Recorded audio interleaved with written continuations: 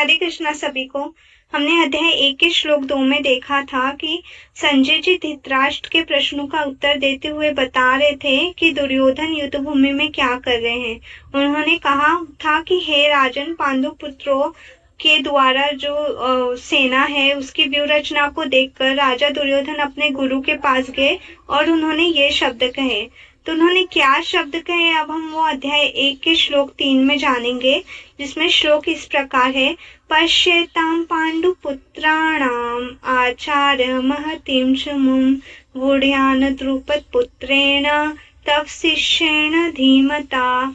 जिसका अर्थ है, अर्थ में दुर्योधन अपने गुरु से कह रहे हैं, आचार्य, पांडु पुत्रों की विशाल सेना को देखे जिसे आपके बुद्धिमान शिष्य द्रुपद के पुत्र ने इतने कौशल से व्यवस्थित किया है। यहाँ पे द्रुपद का पुत्र कहा गया है। द्रुपद का पुत्र यानी कि धृष्टद्युम्न। तो इसका अगर तात्पर्य हम देखेंगे जो श्रील प्रभुपाद द्वारा बताया गया है कि परम राजनीतिज्ञ दुर्योधन महान ब्राह्मण सेनापति द्रोणाचार्य के दोषों को इंगित करना चाहता था। वो अपने गुरु के पास गया तो, पर वो अपने कोई क्वेश्चन लेके नहीं गया अपने गुरु के पास, वो अपने गुरु के दोषों को ही लेके गया। तो कभी भी अगर हम गुरु के पास जा रहे हैं जिससे हम कुछ सीख रहे हैं, तो उनके पास हमें उनके दोषों को लेके नहीं जाना चाहिए। अगर हम अपने गुरु के दोषों को देखेंगे तो यानी कि हम उनसे कुछ सीख नहीं पा रहे हैं, उल्टा हम उनको बता रहे हैं, उनके दोष दिखा रहे हैं। तो ये यहाँ पे गलत है।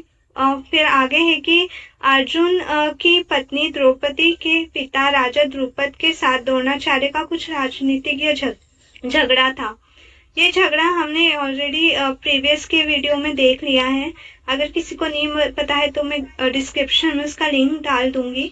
तो वो झगड़ा जो था वो झगड़े के चलते ही फलस्वरूप द्रुपद ने एक महान यज्ञ संपन्न कराया था जिससे उसे एक पुत्र प्राप्त होने वाला था वरदान में, जो कि द्रोणाचार्य जी का वध कर सके। द्रोणाचार्य जी से भली भांति जानते भी थे, किंतु जब द्रुपद का पुत्र धृष्टद्युम्न युद्ध शिक्षा के लिए उनको सौंपा गया तो द्रोणाचार्य को उसे अपने सारे सैनिक रहस्य प्रदान करने में कोई झिझक नहीं हुई। तो ये बहुत ही अच्छी क्वालिटी होती है। कोई भी अगर गुरु है तो वो कभी भी ये फर्क नहीं करता है अपने शिष्यों में कि वो एक शिष्य को कुछ और पढ़ाए और दूसरे शिष्य को कुछ और। अगर कोई गुरु अगर फर्क कर रहा है तो वो वास्तव में गुरु नहीं है।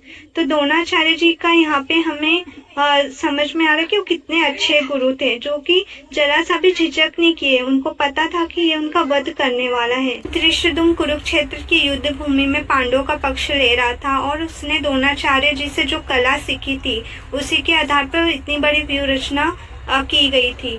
तो यहाँ पे जो धृष्टद्युम्न है वो भी एक अच्छा कौशल शिष्य है, यह हमें समझ में आता है, क्योंकि इतनी बड़ी व्यूह रचना करना इजी नहीं था। तो भी उन्होंने सुव्यवस्थित तरीके से इतनी बड़ी व्यूह रचना की थी और जो भी उन्होंने कला और शिक्षा ग्रहण की थी अपने गुरु द्रोणाचार्य जी से, उन्होंने वो अप्लाई किया था। तो दुर्योधन ने द्रोणाचार्य की इस दुर्बलता की ओर इंगित किया जिससे वो युद्ध में सहज रह सके, वो समझौता ना करे।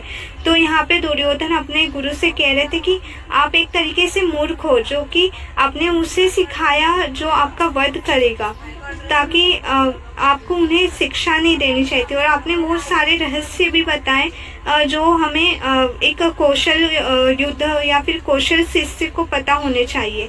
तो यहाँ पे द्रोणाचार्य जी को दुर्योधन मूर्ख कह रहा है। ये हमें कोई भी गुरु को हमें मूर्ख नहीं कहना चाहिए, वो गुरु है, इसका हमें आदर करना चाहिए। ये हमें यहाँ पे समझ में आता है।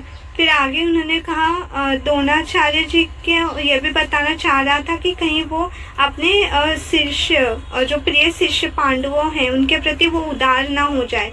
अगर वो उदार हो जाएंगे, उदारता दिखाएंगे, विशेष रूप से अर्जुन के प्रति, क्योंकि अर्जुन उनका एक तेजस्वी शिष्य था, तो अगर वो उदारता दिखाएंगे तो ये उदारता उन्हें हार की ओर ले जा सकती है।